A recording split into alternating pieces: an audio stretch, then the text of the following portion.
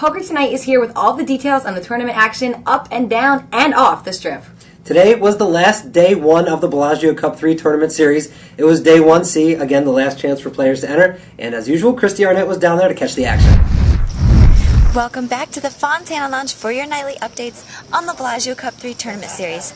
Today's day 1C. Now they had just added this, and it's a good thing they did because 231 players showed up, making the total field 535, building a prize pool of $5.2 million. First place will receive more than $1.3 million, and lots of big names showed up, including David Williams, Cloney Gowan, Jeff Madsen, Nam Lee, and Jamie Gold, who has just been eliminated. Make sure you tune in to Card Player TV's Bellagio Cup 3 Tournament Series updates. Thanks, Christy.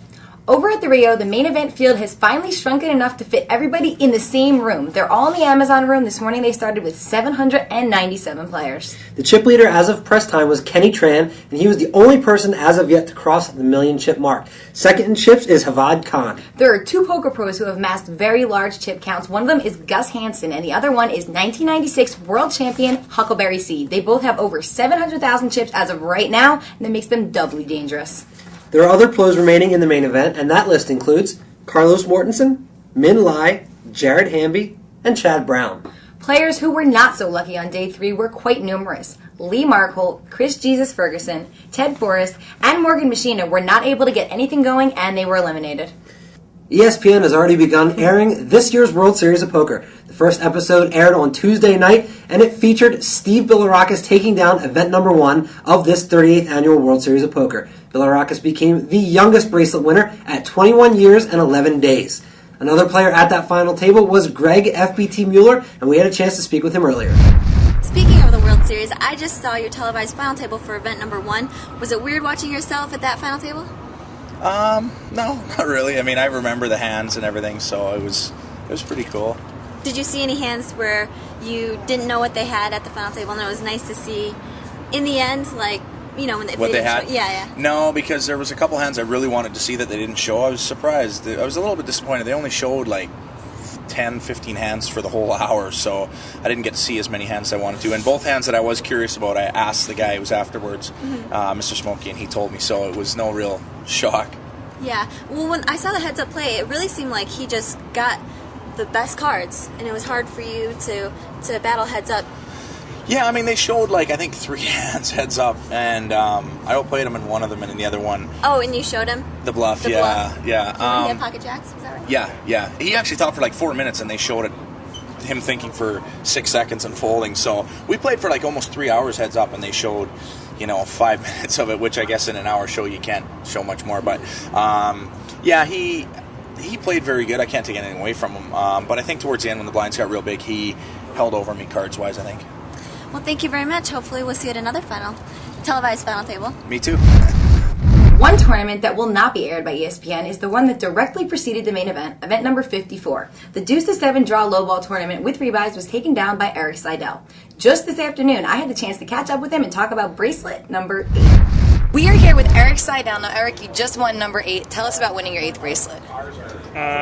It was a lot of fun. It's always nice to get one because it's so much harder these days with all the the field's so big. It just feels very special every time. What was it like playing Chad Brown heads up? I know that match went on for a little while. I thought Chad played really well. I really thought he played well as the entire final table. He was doing some very good things, and as it got short-handed, I liked what he was doing. I guess he just plays all the games well. Chad's good. So now you've got a collection of 8 World Series poker bracelets. That's pretty close to 10. You coming up on Chan and Doyle? Okay.